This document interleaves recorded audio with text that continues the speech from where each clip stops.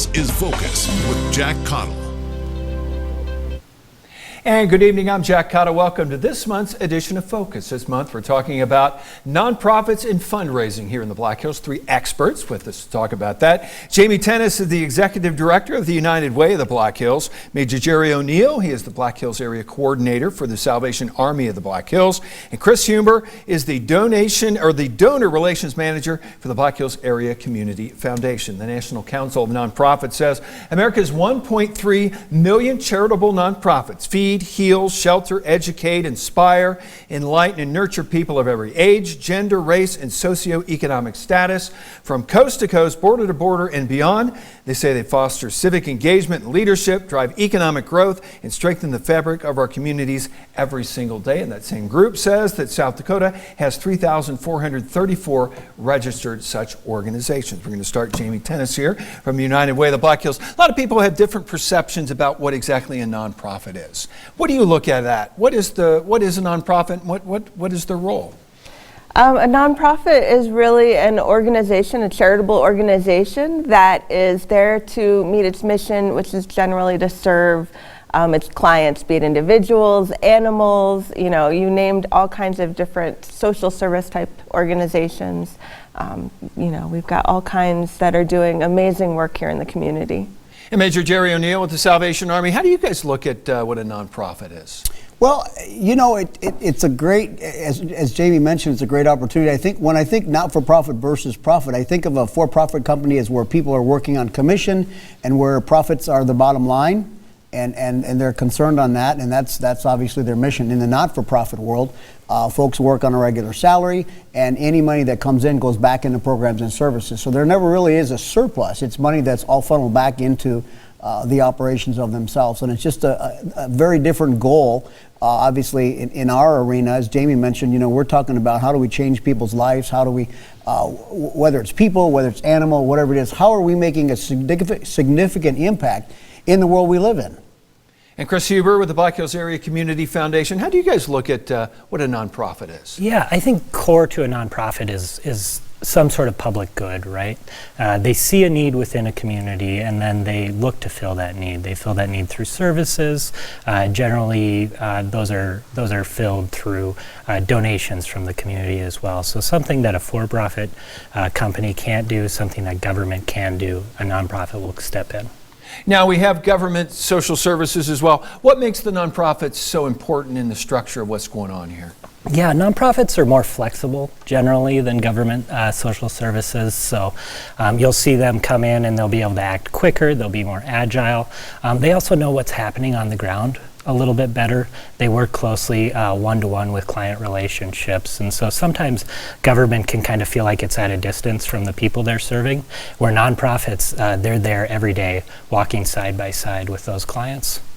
Major Neal, what do you think makes nonprofits important in the community? Well, I think it's a great opportunity because as Chris has mentioned, I think it's a great opportunity for partnerships. It's a great opportunity for collaborations, and I'm excited about it. I'm still new to this community, but very, very excited about all the wonderful collaborations that exist among social service agencies through organizations like the United Way that really can get together, because when folks come together for a common good, it's absolutely amazing what can get done. And it really is a win-win situation. It's a win-win for the folks who are giving the money, the donors, because their money is being best utilized more efficiently, more effective. It's a win-win for the clients because as people are partnered, as they're communicating together, when folks come to the door and if they need something that we don't provide, we generally know who does. We've got a good system of communication in our community, great assets with the helpline and things like that. So that's really, the difference is really the opportunity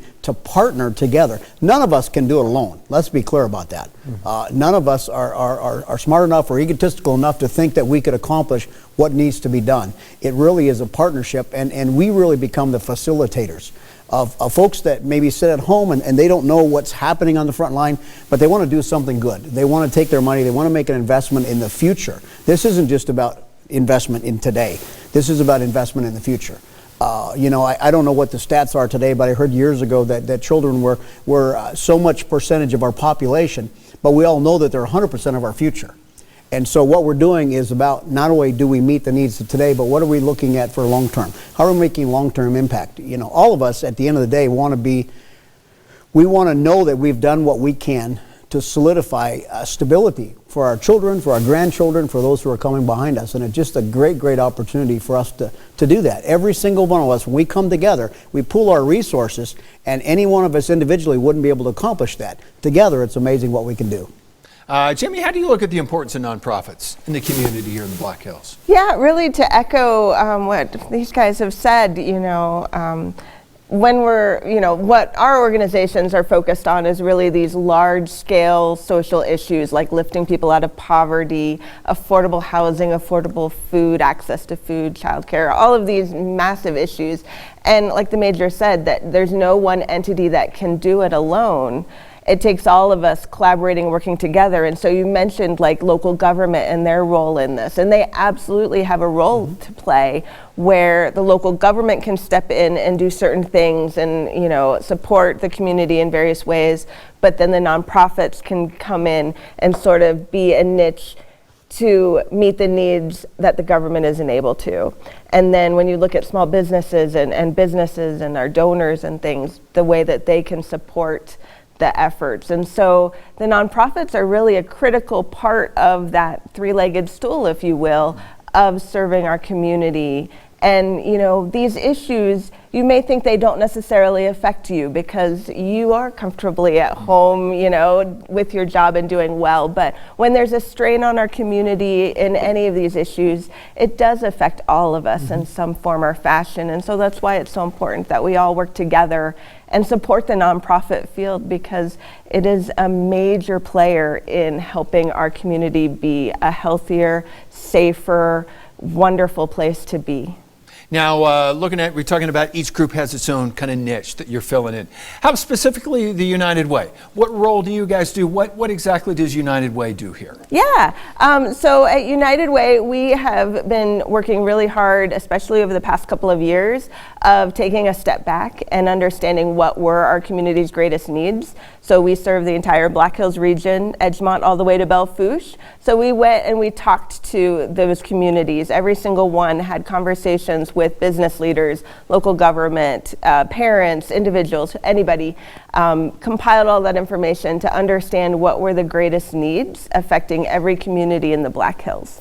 And there are issues that I think will resonate with everybody, things like mental health and substance abuse, education, access to food, affordable housing, and economic opportunities. And then we know transportation is a huge barrier for people to access services.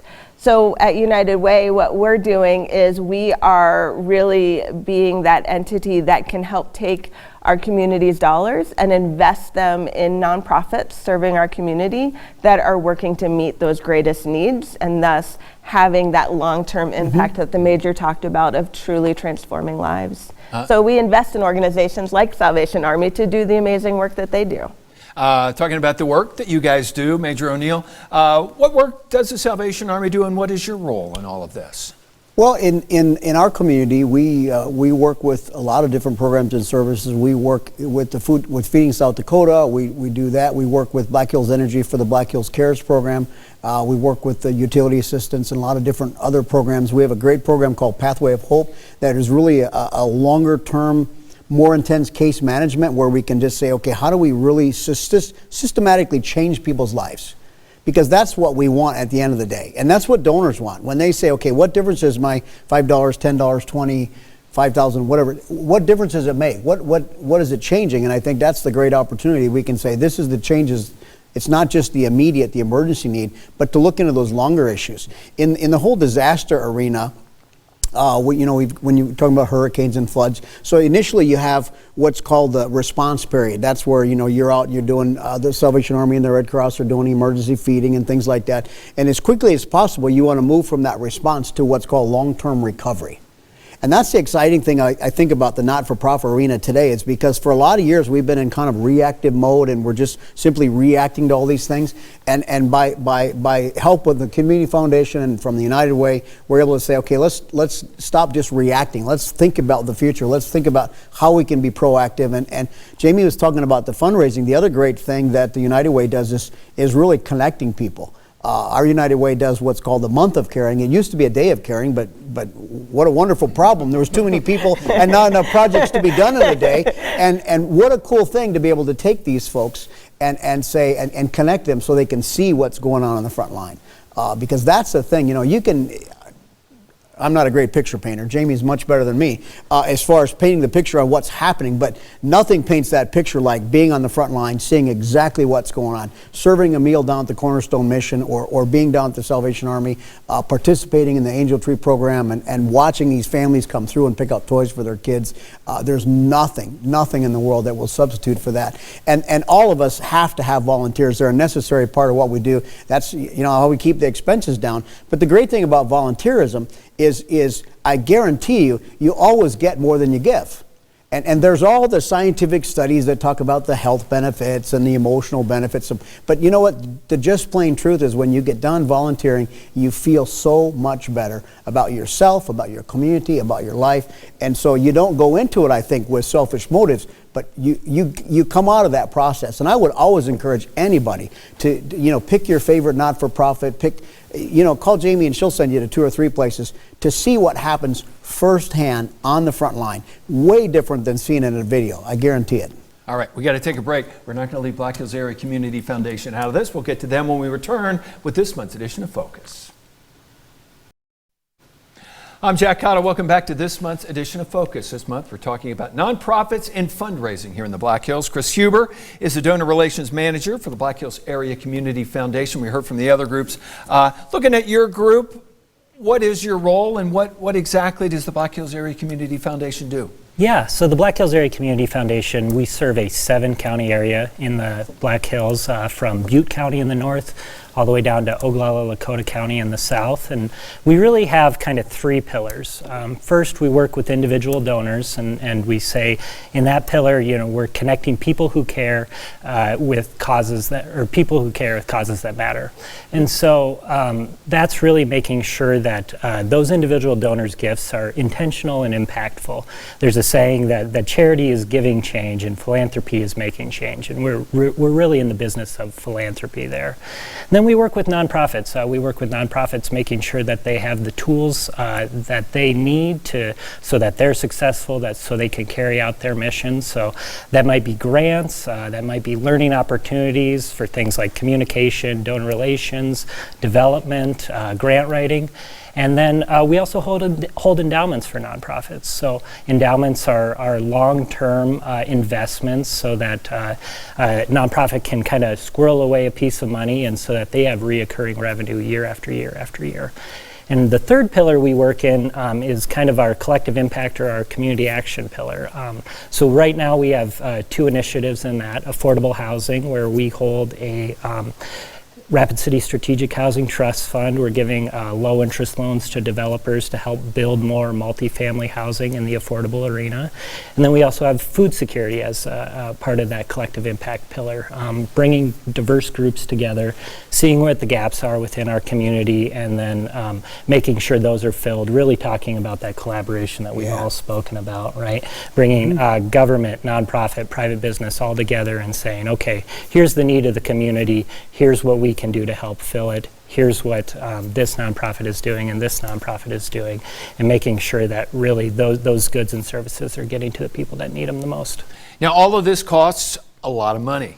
So how critical are donations? How critical is fundraising to keep any of this stuff going? Yeah, it is so vital. You're right, it does cost a lot of money, and the costs are going up.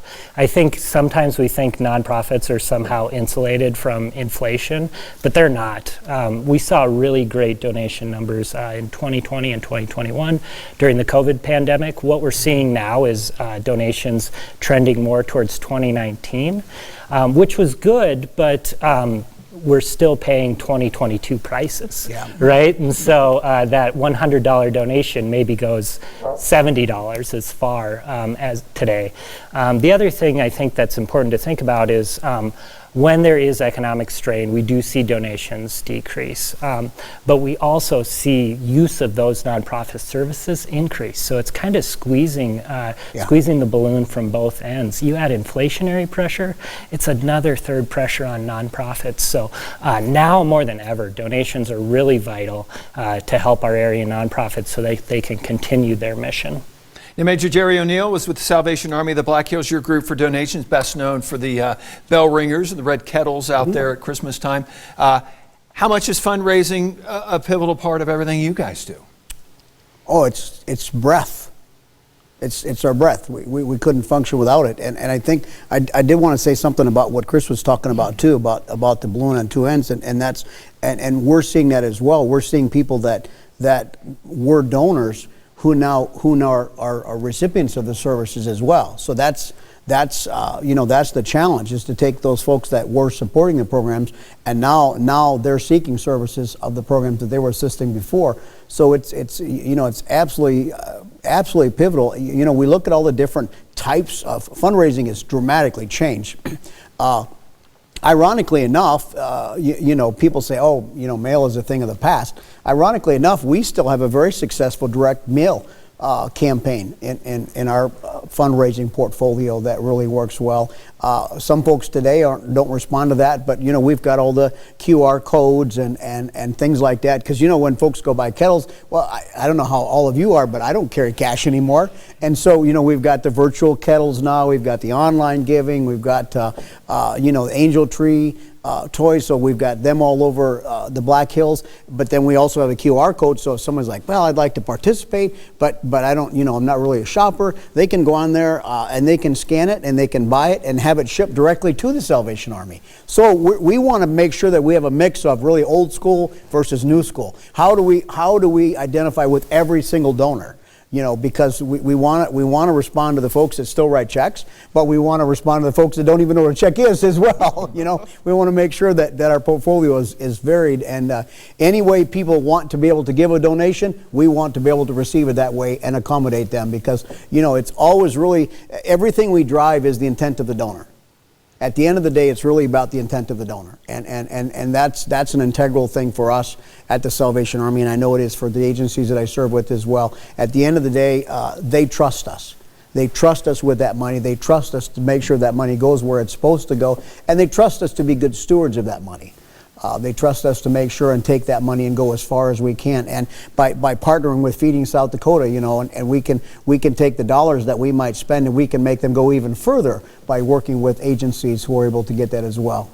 All right, we got to take another quick break. We'll continue our look at fundraising and nonprofits here in the Black Hills when we continue with this month's edition of Focus.